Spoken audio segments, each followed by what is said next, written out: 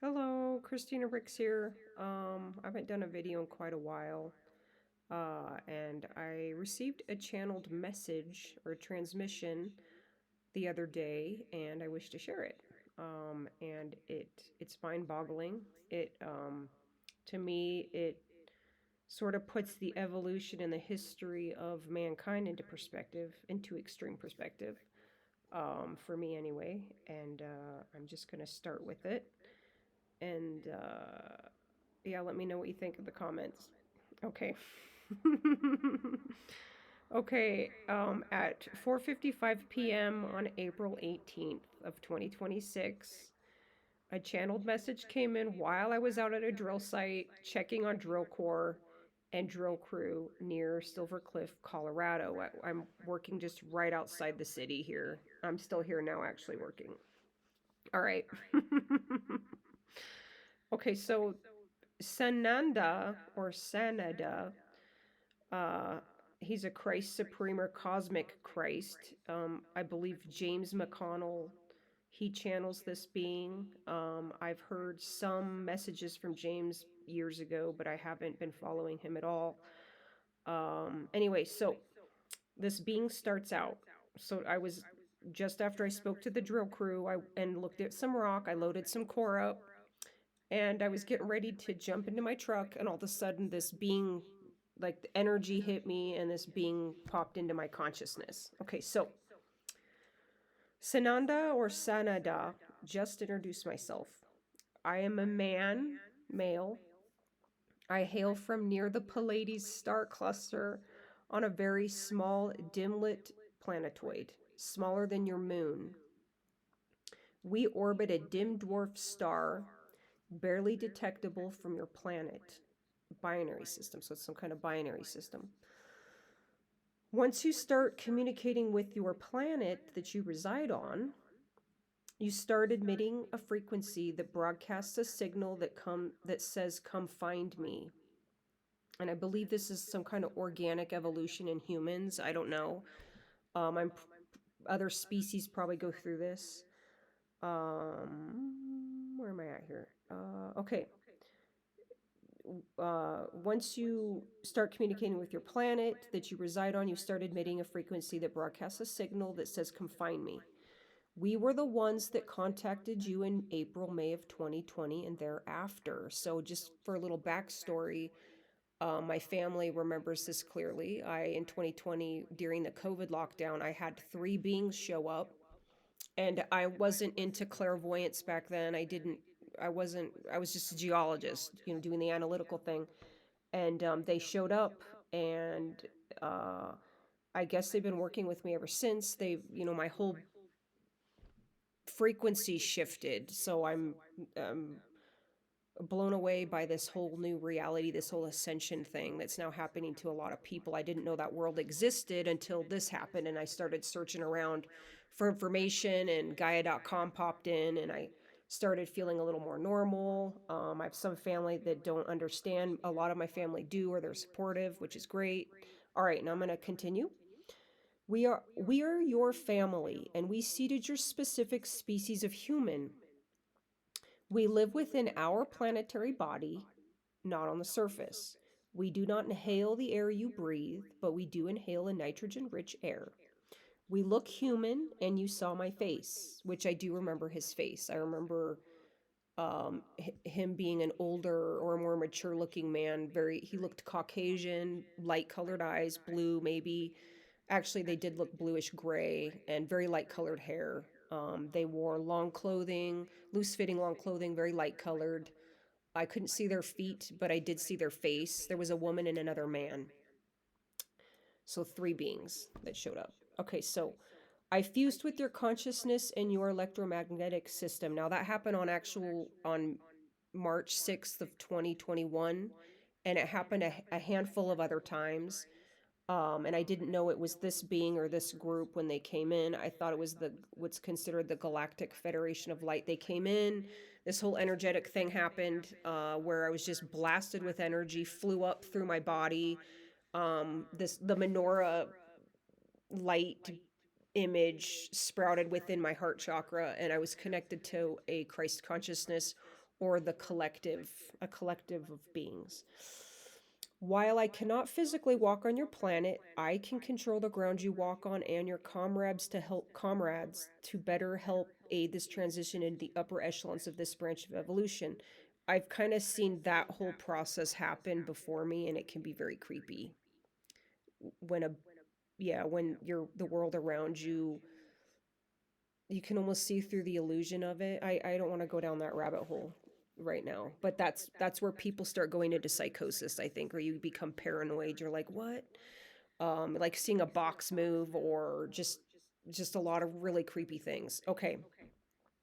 But let's keep it blissful. Okay, so um your society does not show great progress in the direction of love, and I'm assuming on a global level. We have a lot of war going on.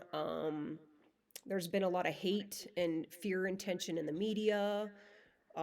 Trump was targeted again, the war in Ukraine, what's going on in the Middle East. And then we have our own stuff going on here in the US. So, um, anyway, that might be what he was referring to.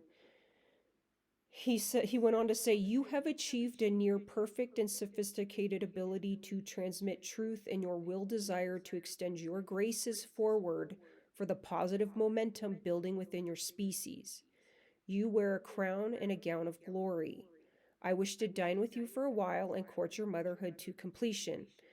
You reign as a supreme magistrate over your community and have held the graces of humanity so close to the figment of your reality that we cannot deny the pure desire to meet you.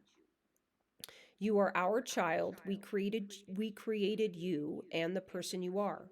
We developed a genome many thousands of years ago prior to starship ship travel and seeded your genome to walk this planet. Your species adapted through selected and artificial evolution, as well as natural evolution. Go at peace. We plan to continue this conversation in private."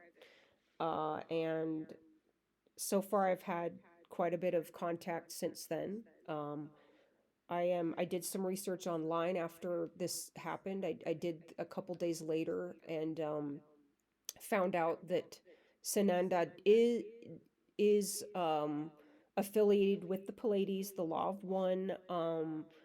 It's a cosmic Christ consciousness that he's affiliated with. He's affiliated with the ascended version of Jesus Christ. What else did I see here? Sananda can be interpreted as one who is filled with light and truth. It also comes from the Sanskrit roots of blissful or joyous. So when this being comes in, you feel really like that. You can feel this blissful energy, joyful feeling. It floods your whole entire body. And when I fused with, I'm assuming this being or this collective, I walked in a state of meditative bliss for over 100 days, and I marked it off. I keep a spreadsheet, and I've been documenting on it daily since 2013. That was the year my twin brother passed away. And I started filling that thing out. Actually, I went back as far as 2008, but I ended up losing that portion of the spreadsheet. But I keep it for work, and I keep all the important dates. It's kind of my planner, sort of. But I also wanted to mention, let's see if I can find it here. Let's see, it might be in a different area here. I have one more thing I wanted to mention about that fusion event. It's very much, bear with me here.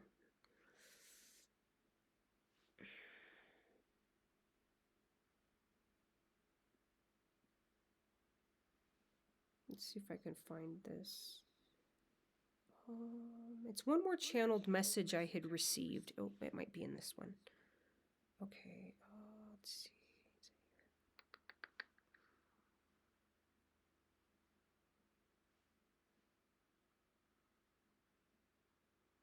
Oh, I did get a message when I was writing to Shauna. I was writing to Shauna L. Francis about this, and when I was writing an email to her, this came in. And it said this Christ Sananda is part of our species is part of our species godhead, part of the planetary prince sentience, and it's part of our species evolution to make this connection and move forward energetically as we evolve. This process can be hampered and slowed down through mishandled installations and systems we currently have on the planet, right down to cultural aspects such as pairing off. So that was channeled on April 20th, 11:23 a.m. And what's sad about that date, David Wilcock passed away on that date, and I'm in Colorado. I'm not too far from where he passed away, but he's pretty well renowned for trying to spread this kind of um, basically ascension and law of one type of stuff. He was a proponent of the law of one by Ra, a channeled material. Really great man. He was a host on Cosmic Disclosure on Gaia. He was born in 1973 or 72. Um, really interesting fellow. He affiliated with Edward Casey, I think is how you pronounce that. And he was just a really neat person. I remember watching him on Gaia, and that was in 21, I think 2021 or 2020, when I discovered Gaia. And he really helped open my eyes that I wasn't the only one going through this kind of weird consciousness shift. It's like an evolutionary leap. And I think a lot of people go through it. They just don't always understand that they are. I had another message I wanted to mention here, and I'm not finding it right off. Where is it? Oh, ha. Here's one more. So this describes that March 6th event in 2021 that I went through, and other ones that I had went through. I had the lotus bloom in 2022. I worked with this frequency, this Christ frequency, I called it bliss frequency, from April through the end of July, and I had that lotus bloom sprout. And I was told I seeded another reality. And that happened, that actual Lotus event happened, I think it was July 21st of 2022. I have it written down. But okay, so while I was in Wells, Nevada, I received this channeled message, and this explains that whole fusion event. Okay, so on July 5th of 2025, this came in. Universal life force currents activate the bodily, neurological, electrifying, and etheric systems, activates chakras, mutating and activating the DNA, together with triggering sensitive, corresponding, and affected biologic processes. During this time of transformation, the body reaches a pinnacle frequency or ecstatic state of being.